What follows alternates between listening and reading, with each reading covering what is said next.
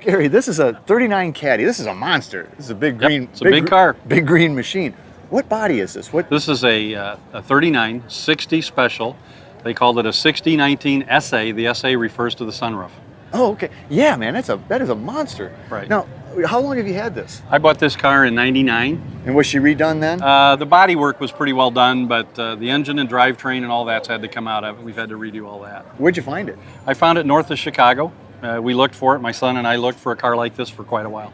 Specifically a 60 series? Anything like a high-end luxury car pre-war. Of that era. We like this one particularly because this car doesn't show any evidence of any lead or Bondo, or it doesn't look like it's ever been in an accident. Yeah, so it's like really solid when you It is really solid, and there's no body damage on it anywhere, no evidence of any. It's a body style you don't see very often, or if you do, it's been straight rodded. Right, yeah, I've never seen too many others. I've seen about 3 others in 10 years, and that's about it. Now this was a Bill Mitchell, Harley Earl? Right, Bill Mitchell was the head of the Cadillac design studios, and Harley Earl was head of GM, and this was their first collaboration. This was Bill Mitchell's first car. Was actually, this one would have been a 38 the year before this one, so, but it's almost the same car. So it's such an elegant, stately body. Right. The big change for this particular, and the reason it was called a special, was they widened the body by about 8 inches and got rid of the running boards.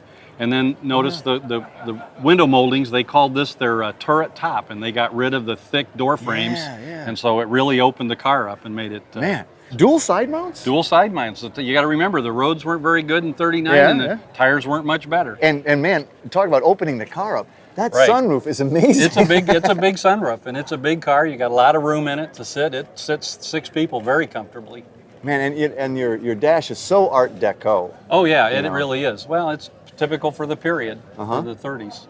You know, and it almost looks like a limo. I mean, it's not long enough, but this back seat is. It is. You got a lot of room back there. It's very comfortable, and so it works pretty nice. The armrest was kind of a unique thing. Most of the cars didn't have a nice up and down armrest. In 38 was the first time they put the 3 on the tree. Before that, they had that vulgar thing sticking up out of the floor for you to shift with. But it's still a manual transmission. Yes, sir. They didn't put the automatic in until a couple of years after this. 41 you could get them, but really they weren't successful with them until after the war. But a 3 on the tree, monster sunroof. What a party mobile this thing would be. Yeah. Now the two-tone green, would that have been, This is Cadillac. This was their model color they called 61. It's Luddington green and English gray is what they call these color schemes. Really? So this must be the green and that must be the gray? The top's what they call the English gray. Well, it's kind of green to me. When I got the can of paint, I thought it was wrong. Wow.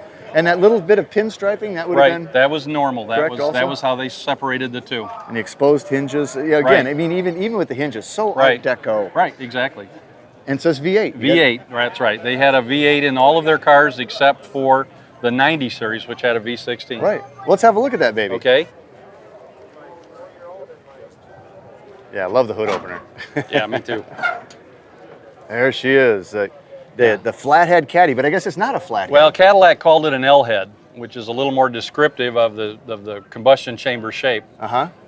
And maybe it was because Ford probably cornered the market on the terms flathead. That's probably true. Now, hot rodders love that engine back in the day. That's right. It's a bulletproof engine. It's got some really heavy weights on the crank that when you take them off, then it revs up really quick. The cowling is real interesting here, too. Yeah, I don't know for sure but why this is so extensive, but in any case, it covers up all of the fins and the vanes that control the airflow through the radiator, and that's how Cadillac controlled the engine temperature, was via the louvers rather than a thermostat in the water flow. Oh, that's interesting. I actually didn't know that. But a great looking car. And I mean, am I counting 48 stars here? That's what you're counting. That's what it was in 1939. Period correct? Period correct. Well, man, this is a beautiful cruiser, elegant car. Gary, I'm so glad you brought it up. I appreciate it. Thank you very much. Beautiful car.